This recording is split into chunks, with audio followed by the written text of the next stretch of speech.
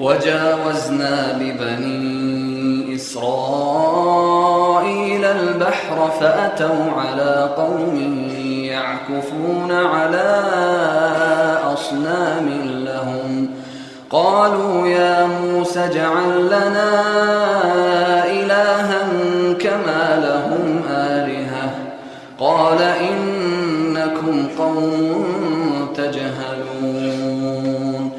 وجاوزنا، اور ہم نے پار کرا دیا، گزار دیا، بنی اسرائیل، بنی اسرائیل کے ساتھ البحر، یہ جب ان کو درمیان میں آگے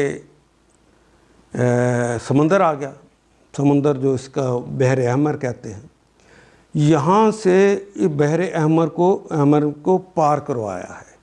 جاوزنا اردو میں کہتے ہیں اس کو تجاوز کروایا، اوپر سے گزار دیا، بنی اسرائیل، یہاں سے گزار دیا بنی اسرائیل کو۔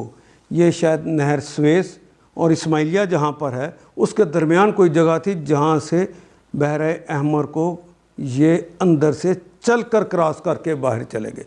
جاوزنا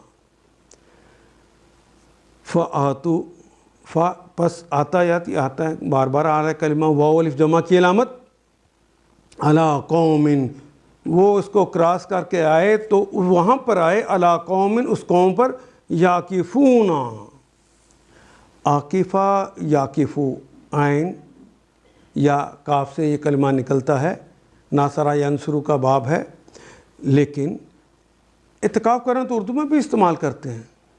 اعتکاف کہتے ہیں کسی سے عقیدت کی بنیاد پر اس سے جڑ کے بیٹھ جانا۔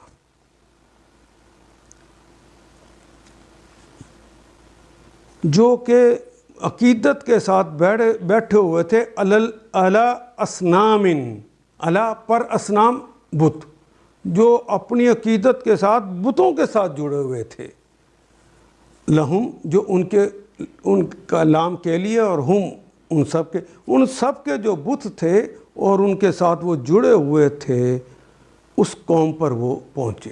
یعنی جب سمندر کو کراس کیا تو اس قوم پہ آئے جو کہ بتوں کے گرویدہ تھی، جو بتوں کی پوجا کرتی تھی۔ بنی اسرائیل کو ہم نے سمندر سے گزارا، جاوزنا، ہم نے گزارا، اور پھر وہ چلے اور راستے میں ایک ایسی قوم پہ ان کا گزر ہوا جو بتوں کی گرویدہ تھی، جو بتوں کے ساتھ چمٹی ہوئی تھی۔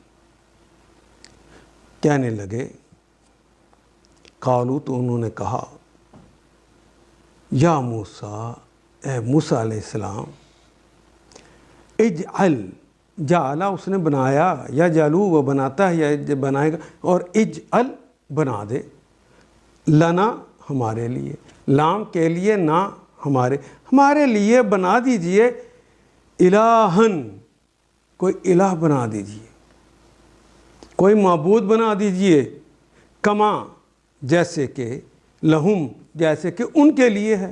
وہ بتوں کی گرویدہ تھی، انہوں نے بت بنائے ہوئے تھے، تو کہنے لگے کہ بنی اسرائیل والے کہ ہمیں بھی اس طرح کا کوئی بت بنوا دیجئے، آلہتن، جو معبود ہو۔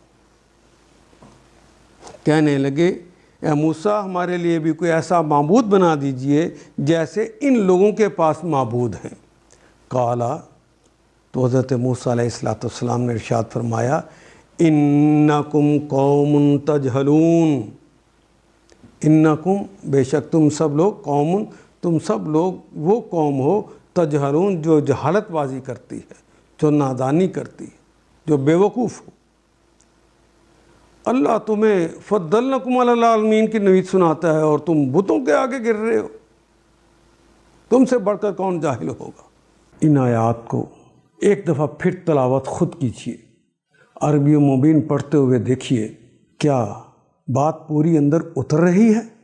کیا یہ اردو کے سانچے میں ڈھلتی گئی ہیں عبارتیں؟ اگر بات سمجھ آنی شروع ہو گئی تو الحمدللہ یہی ہمارا ہدف ہے، اور یہ ہدف پورا ہو گیا۔ اللہ میرا اور آپ کا حامی و ناصر۔ الف لام